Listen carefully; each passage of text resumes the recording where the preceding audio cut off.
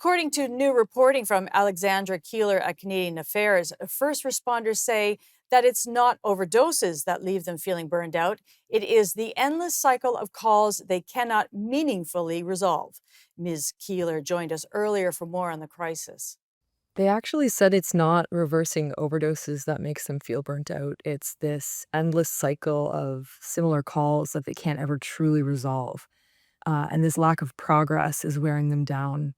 I spoke to 11 frontline responders, most of them paramedics.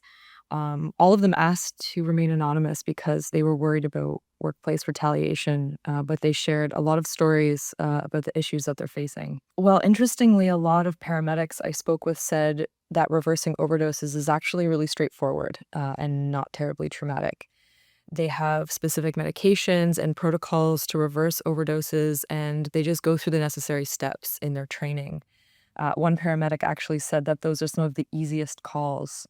They clarified, though, that the calls that involve people struggling with addiction and mental health crises from an emotional standpoint leave them feeling powerless because, they're often called to the same person again and again, and they don't have the resources to help these people in a way that would, reduce or eliminate their emergency calls. So they have to just watch them slowly decline. They feel that they're stuck trying to manage these crises without the right tools or resources. They have nowhere appropriate to take some of these patients to get them meaningful help. Um, they're also understaffed and overburdened, so they're just feeling physically, morally, and emotionally drained. I also spoke to some experts who say this kind of post traumatic stress injury is a form of moral injury, and it's resulting in widespread burnout across all frontline sectors. Nicholas Carlton, a University of Regina researcher, echoed what a lot of first responders said. He explained how they're heading into these situations with a lack of support and there's just too many systemic gaps. Clinical psychologist Katie Kamkar said that burnout leads to emotional exhaustion, and then that can increase absenteeism and turnover, which is just exacerbating an already understaffed system. She said that vacancy rates are climbing across emergency services. And I found out that nearly half of EMS workers experience daily what's called a code black, where there are no ambulances available. And then the federal government predicts paramedic shortages are going to persist over the next 10 years, alongside more moderate shortages of police and firefighters.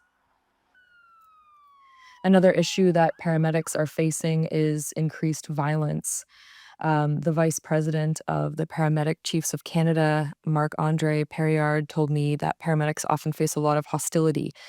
People mistake them for cops in some cases or are just not recognizing the gravity of the situation, that they're there to help. But reporting these dangerous situations or these well known dangerous locations can actually backfire professionally. So many paramedics feel unsupported when they refuse to enter unsafe scenes, and they just end up caught between patient safety and their own well being. So, what needs to happen, according to experts, is that we need to get further upstream. We need more investments in addiction treatment, mental health care, and social supports, or the cycle is just going to continue. They also said we can't just fund mental health support for frontline workers. We also have to actually address the staffing shortages, the overwhelming workloads, and safety issues that are causing the moral injury and the mental stress in the first place.